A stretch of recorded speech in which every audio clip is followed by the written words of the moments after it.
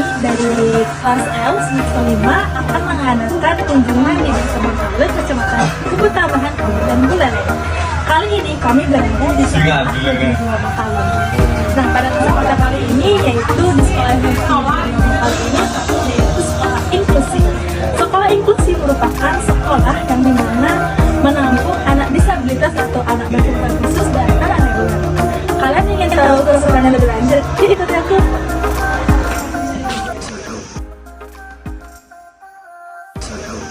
Ya. Berarti bagai Iya. untuk saya ini tanya Pak, untuk jumlah siswa di sini keseluruhannya berapa? Untuk siswa keseluruhan 74 orang. Kemudian yang ABK itu ada 9. Iya, ada 9 ABK.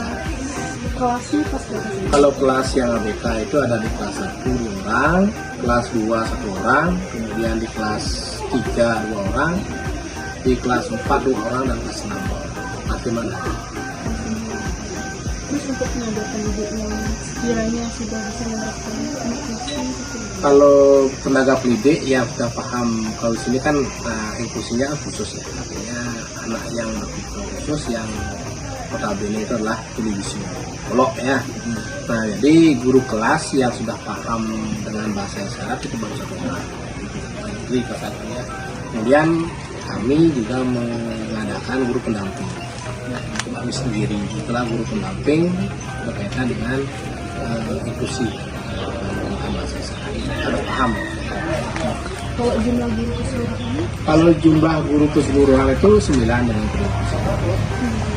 Dari kelas 6, guru kelas itu ada 6 orang, guru bidang studi ada 2, kemudian guru inklusi.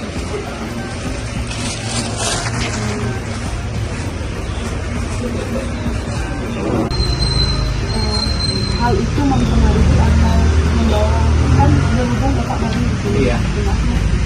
Bagaimana sih Bapak bisa beradaptasi langsung dengan sekolah di sini?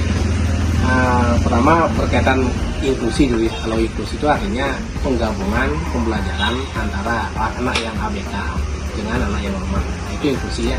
Artinya dalam satu kelas itu ada yang normal, kemudian ada yang berkebutuhan khusus. Itu inklusi pembelajaran dalam satu kelas. Kemudian bagaimana teknik saya yang dalam memimpin sekolah ini ya, pertama kita menyesuaikan yang saya yang menyesuaikan, karena kalau saya yang data yang saya menyesuaikan dengan kondisi di sini. Tapi secara umum kita harus pahami dulu ya karakter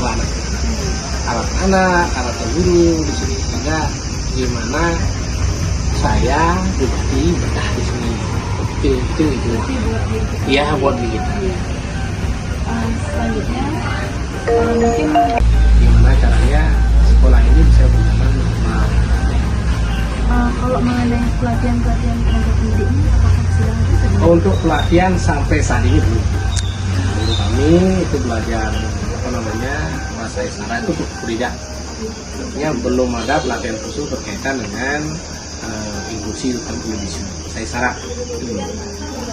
Kalau rencananya ada Memang kami kemarin di dinas kan sudah membuat namanya unit pelayanan disabilitas. Kami diundang, saya sendiri yang hadir, dan rencana kami sudah mengajukan di sana bagaimana caranya biar sekolah kami kebetulan yang mampu anak disabilitas yang pulau, ya diberikanlah pelatihan bahasa isyarat. Ya.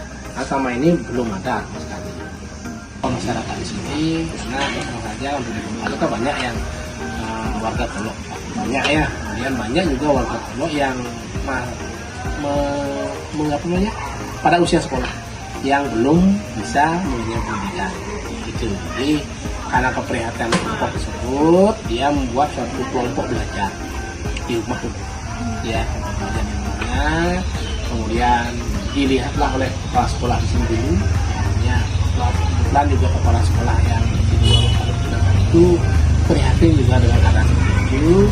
Dia menawarkan bahwa kegiatan belajar itu diadakan di sekolah ini, ya itu awalnya. Kemudian setelah berlanjut, artinya di sini diterima, di sini kemudian dalam pendidikan lah, artinya mengetahui bahwa di sini ada kelas yang harus dapat khusus. Jadi ini berdirinya di sekolah ini itu berdiri pada tahun 2000. Kemudian ber-SK Dinas Pendidikan itu tanggal 6 November 2009. Nah, mulai saat itulah eksisnya sekolah inklusi di sini. Jadi di sini adalah salah satu-satunya sekolah inklusi yang ber-SK Dinas Pendidikan. Berarti untuk dari baru berdiri sekolah tersebut 2007. Iya. Untuk 2007 apa Bapak mengetahui mungkin ada berapa siswa? Nah, untuk itu saya belum tahu. Itu kurang tahu saya. Karena di sini mungkin kurang lebih 4 sampai 5 orang lah kurang lebih misalnya. Karena itu kan dari berangkat dari rumah belajar ini ke sekolah gitu ya. Kurang lebihnya.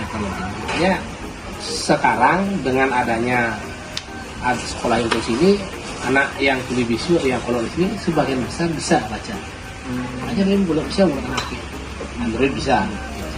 Jadi mempermudahkan. Ya, mempermudah komunikasi ya.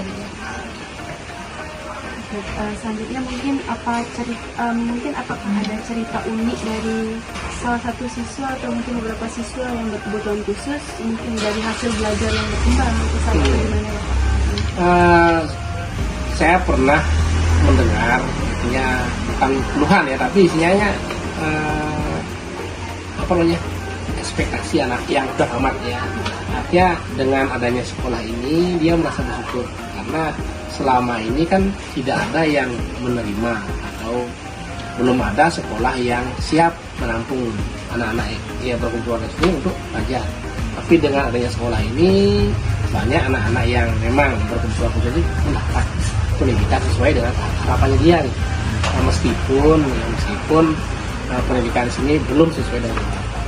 Karena mungkin itu kalau anak ABK itu minimal ada pendamping mungkin kalau kita cuma satu. Artinya kami juga masih terbatas masyarakat.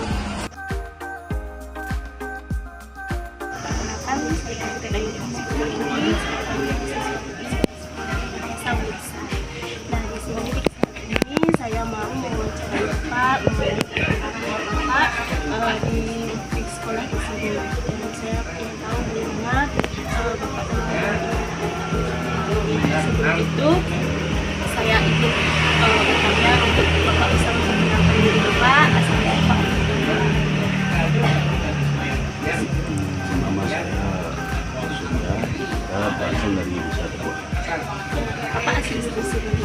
Di lain desa. Oh, lain desa. Dalam sekolah di sini apakah Bapak sendiri Bapak bagaimana pendapat Bapak dalam perkembangan Bapak di sekolah di sini? Untuk perkembangan anak saya, istilahnya sosialisasi lingkungan cukup bagus. Ya, saudara mereka bisa berinteraksi lewat beberapa dan juga untuk pergaulan mereka lebih cepat karena sudah tahu.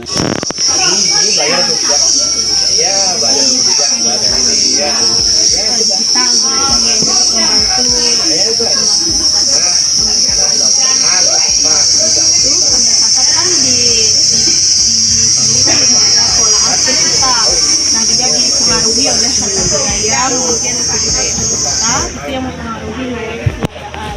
Nah, bagaimana sih apalagi Bapak kan selaku orang tua Bapak, bagaimana budaya atau bagaimana dalam menimbang nilai-nilai tersebut dalam perkembangan di era modern ini. Bagaimana Bapak menerapkan nilai budaya saat ini, apalagi di dalam modern saat ini Bapak untuk anak Bapak yang Kalau kita masih tetap memberi dia pengajaran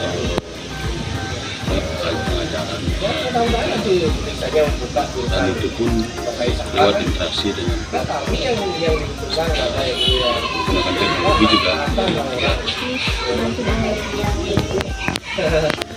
Jadi setiap kelas itu Bapak selalu mendampingi siswanya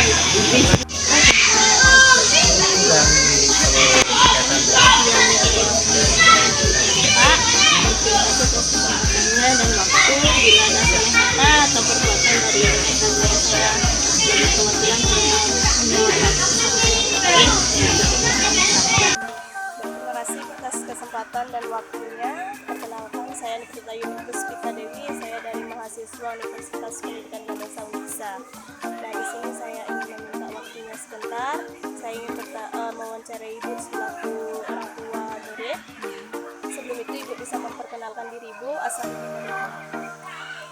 Baik, terima kasih atas waktunya. Yang salah satu wali siswa atau orang tua siswa, saya dari Kale, nama saya Nilo Putri Ratniasi.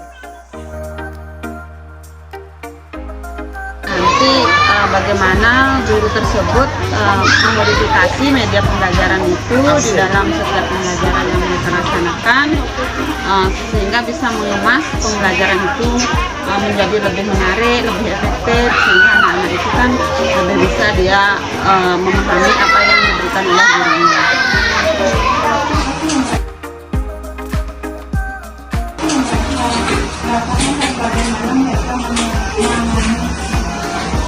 Karena mereka kadang tahu isyaratnya aja, itu meja dan meja itu kan tahu ini meja, tapi anak-anak belum tentu tahu ini tuh ada namanya meja, mereka cuma tahu gini aja, tapi nggak tahu kalau itu ada namanya bahwa ini tuh meja, itu kursi gitu kan.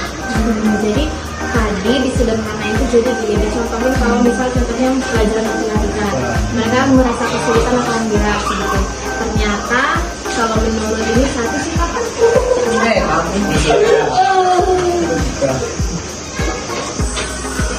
Menurut kita matematika ya nggak terlalu sulit. Nah tapi kalau menurut Sandi lumayan sulit. Nah tapi kalau dari pengamatan temennya Damar, kita dan teman dan saya dan juga teman lain, kita saat ini kalau matematika itu bisa, tapi masih matematika sederhana. Nah tapi kalau menurut Damar, kalau bahasa Indonesia salah satu itu bagus. Nah tapi bahasa Indonesia itu sendiri bukan semata-mata cuma membaca dan itu, tapi maksudnya bahasa Indonesia itu di sini mereka misal di depan ada kata meja, kursi beserta gambarnya. Nah itu mereka lumayan cepat menghafal huruf meja hurufnya. Jadi misal meja.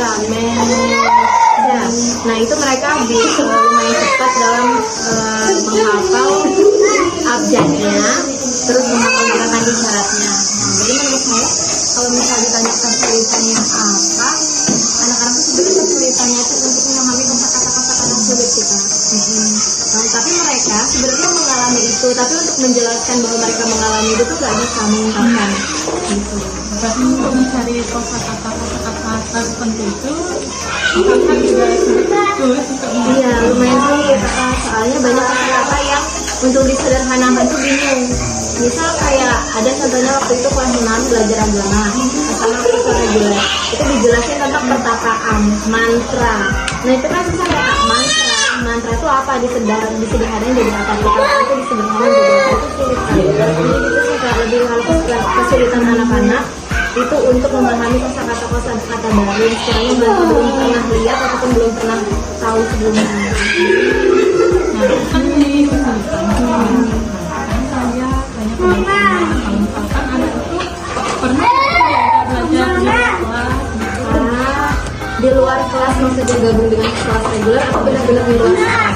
di luar ya keduanya. Iya, kalau untuk gabung dengan siswa reguler pernah, tapi kayaknya Kak yang kelas tinggi aja, yang kelas 6. Kalau yang kelas 4 masih apa namanya, kemauan mereka, kalau mereka mau di kelas.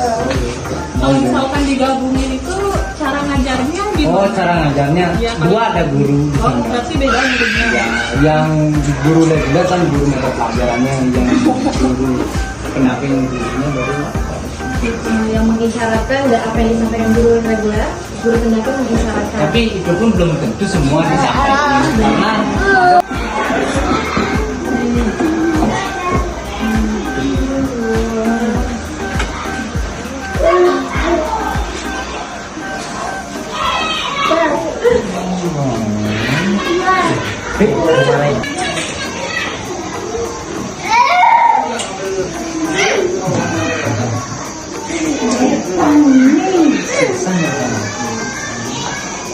karena gimana caranya nanya susah gitu.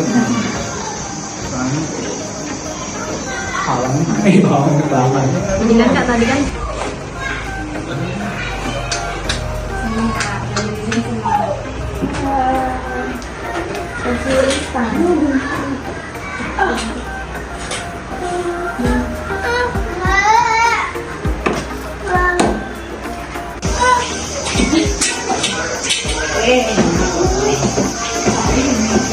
juga ini